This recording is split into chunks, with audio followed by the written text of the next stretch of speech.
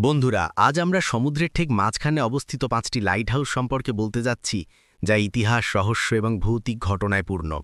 এইগুলিই সেই জায়গা যেখানে হাজার হাজার মানুষ ডুবে মারা গেছে এবং তাদের কবরস্থান আজ ওই লাইট হাউসগুলির নিচে রয়েছে। কিন্তু সবচেয়ে অবাক করা বিষয় হলো, এখানে যারা কাজ করে তাদের বার্ষিক বেতন প্রায় ৩২ কোটি টাকা বলে জানা যায়। তবে কি সত্যিই এখানে কর্মরতদের ৩২ কোটি টাকা দেওয়া হয়, নাকি এটা স্রেফ একটা মিথ্যা গুজব? ভিডিও শুরু করার আগে দ্য ফ্যাক্ট পয়েন্ট চ্যানেলটি সাবস্ক্রাইব অবশ্যই করবেন। চলুন ভিডিওটি শুরু করা যাক। ১. এডিস্টন লাইট হাউস, ইংল্যান্ড। এই লাইট হাউসটি বহুবার তৈরি করা হয়েছে এবং প্রতিবারই এর সাথে এমন কিছু ঘটেছে যা লোমহর্ষক। প্রথমবার লাইট হাউস ১৬৯৮। এটি একজন প্রকৌশলী হেনরি উইনস্ট্যানলি কাঠ ও ধাতু দিয়ে তৈরি করেছিলেন, কিন্তু ১৭০৩ সালে এমন ভয়ঙ্কর ঝড় আসে যে এই পুরো লাইট হাউসটি সমুদ্রের নিচে চলে যায়। দ্বিতীয়বার লাইট হাউস ১৭০৯ সালে। এবার জন রুডিয়ার্ড নামে একজন ডিজাইনার এটিকে মজবুত কাঠ দিয়ে তৈরি করেন, কিন্তু ১৭৫৫ সালে আরও একটি ভয়াবহ ঘটনা ঘটে। এতে হঠাৎ মারাত্মক আগুন লেগে যায় এবং একজন রক্ষক হেনরি হল আগুন নেভানোর চেষ্টা করছিলেন। কোনোভাবেই রক্ষা করা সম্ভব হয়নি। তৃতীয়বার লাইট হাউস ১৭৬৯ সালে। এবার বিখ্যাত প্রকৌশলী জন স্মিটন এটিকে গ্র্যানাইট এবং শক্ত পাথর দিয়ে তৈরি করেন। এটি ১২০ বছর টিকেছিল, কিন্তু তারপর দেখা গেল যে পাথরের ওপর এটি তৈরি হয়েছিল তা দুর্বল হয়ে যাচ্ছে, তাই এটিকে ছেড়ে দেওয়া হয়। এবং বর্তমান লাইট হাউস ১৮৮২। এটি আজও সক্রিয় এবং এতে একটি স্বয়ংক্রিয় অটোমেটেড ব্যবস্থা বসানো হয়েছে। কিন্তু এর সাথে এখনও কিছু অদ্ভুত ঘটনা জড়িয়ে আছে। এডিস্টন লাইট হাউসে কাজ করা কোনো সাজার থেকে কম ছিল না। সমুদ্রের মাঝে চারপাশে শুধু জল, তীব্র বাতাস এবং ভয়ঙ্কর। কিছু লোকের দাবি যে প্রকৌশলী ও রক্ষকরা এখানে মারা গিয়েছিলেন, তাদের আত্মা এখনও এই লাইট হাউস পাহারা দেয়। হেনরি হলের আত্মা সেখানে বহুবার অনুভূত হয়েছে। কিছু লোক বলেছে যে তারা একটি ছায়াকে হাঁটতে দেখেছে। ২. মিনটস লেজ লাইট হাউস, মার্কিন যুক্তরাষ্ট্র।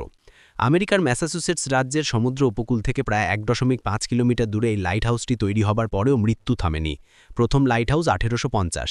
এটি কাঠ আর লোহা দিয়ে তৈরি করা হয়েছিল, কিন্তু এটি শুরু থেকেই ভুল সিদ্ধান্তের শিকার ছিল। এখানকার শিলা এত দুর্বল ছিল যে অনেক প্রকৌশলী সতর্ক করেছিলেন যে এটি বেশি দিন টিকবে না। ঠিক ১ বছর পর ১৮৫১ সালের ১৭ এপ্রিল একটি ভয়ঙ্কর ঝড় আসে। ২০ মিটার উঁচু ঢেউ এটিকে পুরোপুরি কাঁপিয়ে দেয়। লাইট হাউসে উপস্থিত ২ রক্ষক সাহায্যের জন্য আকুতি জানান, কিন্তু কেউ তাদের বাঁচাতে পারেনি। পরের দিন যখন লোকেরা লাইট রক্ষকদের মৃতদেহ পরে উপকূলে ভেসে আসে। এই দুর্ঘটনার পর এটি তৈরি করার সাহস কারও ছিল না। দ্বিতীয়বার লাইট হাউসটি ১৮৬০ সালে, ৯ বছর পর এটিকে আবার তৈরি করার পরিকল্পনা করা হয়। এবার এটিকে কেবল পাথর দিয়ে তৈরি করা হয়েছিল এবং এটি তৈরি করতে ৫ বছর সময় লাগে। লাইট হাউসে কর্মরত রক্ষকদের বহু মাস ধরে সমুদ্রের মাঝে সম্পূর্ণ একা থাকতে হতো। এখানে চারপাশে শুধু জল, তীব্র বাতাস এবং এক অদ্ভুত নীরবতা। লাইট হাউসে নিযুক্ত অনেক রক্ষকও এই অভিযোগ করেছেন যে রাতের বেলায় কারো কাটনার শব্দ শোনা যায়। কিছু লোকের বিশ্বাস যে ১৮৫১ সালে মারা যাওয়া রক্ষকদের আত্মা এখনও এখানে ঘুরে বেড়াচ্ছে। বহুবার লাইট হাউসের ভেতরে পায়ের শব্দ শোনা গেছে, অথচ সেখানে শুধু একজন রক্ষকই ছিলেন। কিছু নাবিক দাবি করেছে যে যখন তারা এই পথ দিয়ে যাচ্ছিল তখন তারা জানালায় কাউকে দাঁড়িয়ে থাকতে দেখেছে, কিন্তু সেখানে কেউ ছিল না। মিনটস লেজ লাইট হাউসটি বিশ্বের সবচেয়ে বিপজ্জনক সামুদ্রিক অঞ্চলগুলির একটির ওপর তৈরি করা হয়েছে। এখানে ঢেউ ৩০ মিটার ১০০ ফুট পর্যন্ত উঁচু হতে পারে, যা এটিকে পুরোপুরি জলে ডুবিয়ে দেয়। কিছু স্থানীয় জেলের বিশ্বাস, যদি কোনো বড় ঝড়ের আগে এই লাইট হাউসের আলো হঠাৎ দুর্বল হয়ে যায়, তাহলেও তার মূল শক্তি সেই নাবিকদের সতর্ক করার জন্য যথেষ্ট যারা বিপদে পড়তে চলেছে। ৩. লা জুমেন্ট লাইট হাউস, ফ্রান্স। ফ্রান্সের ব্রিটানি উপকূল থেকে প্রায় ৩০০ মিটার দূরে বিপজ্জনক শিলার ওপর তৈরি লা জুমেন্ট লাইট হাউস শুধু একটি লাইট হাউস নয়, বরং মৃত্যুর দুর্গ। এই এলাকায় বারবার জাহাজ ডুবতে শুরু করার পরই এটি তৈরির সিদ্ধান্ত নেওয়া হয়। ১৯ শতকের শেষ পর্যন্ত এই এলাকায় ৭০টিরও বেশি জাহাজ ডুবেছিল, যার মধ্যে অনেক নাবিকের মৃত্যু হয়েছিল। সরকার ১৯০৪ সালে এটি নির্মাণ শুরু করে, কিন্তু খারাপ আবহাওয়ার কারণে এটিকে অসমাপ্ত রাখতে হয়েছিল। অবশেষে ১৯১১ সালে এটি লাইট হাউসটি সম্পূর্ণ হয় এবং এটিকে মৃত্যুর দুর্গ নাম দেওয়া হয়, কারণ এখানে কর্মরত লোকরা প্রায়শই রহস্যজনক পরিস্থিতিতে নিখোঁজ হয়ে যেত বা মানসিকভাবে ভেঙে পড়ত। এখানে নিযুক্ত রক্ষকদের মাসের পর মাস সমুদ্রের মাঝে সম্পূর্ণ একা থাকতে হতো। বার্ডলে গফ সবচেয়ে রহস্যজনক রক্ষক, এই লাইট হাউসের সবচেয়ে আলোচিত রক্ষক ছিলেন। তার সম্পর্কে বলা হয় যে তিনি মানুষের সাথে কম কথা বলতেন। প্রতিটি ছবিও তিনি দেখেছেন তিনি একা এবং মোট ২ খান। এখানে যারা কাজ করত তাদের বেশিরভাগই পরে ভৌতিক লোখনের আক্রান্ত হয় এবং শেষ পর্যন্ত তারা এই ধরনের কাজ করা ছেড়ে দিতে।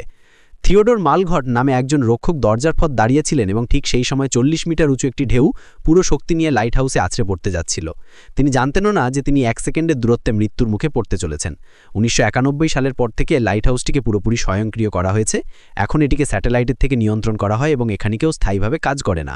আজ এটি একটি ঐতিহাসিক স্মৃতিমন্দিরে পরিণত হয়েছে, যেখান দিয়ে প্রতি বছর হাজার হাজার জাহাজ যাতায়াত করে। ৪.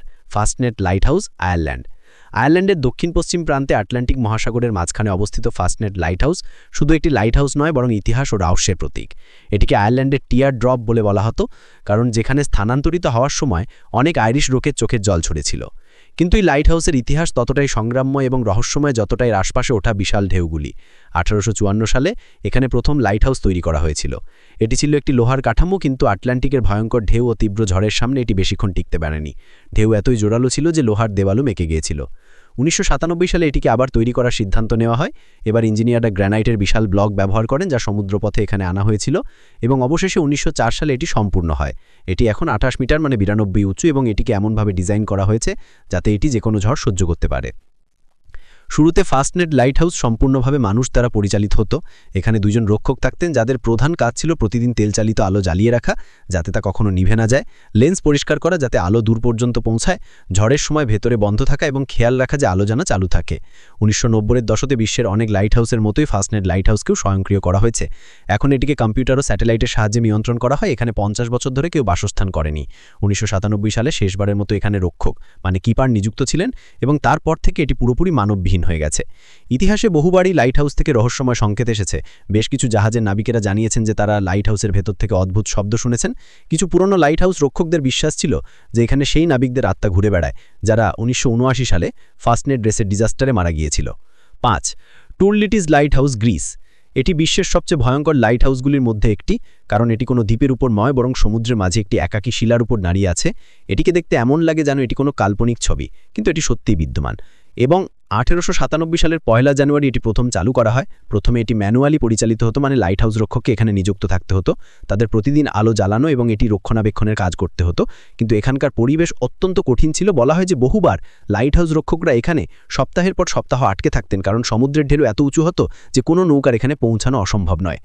টুরলিটিস লাইট হাউসের উচ্চতা 7 মিটার এবং এর ফোকাল প্ল্যান সমুদ্রপৃষ্ঠ থেকে 36 মিটার উপরে আছে।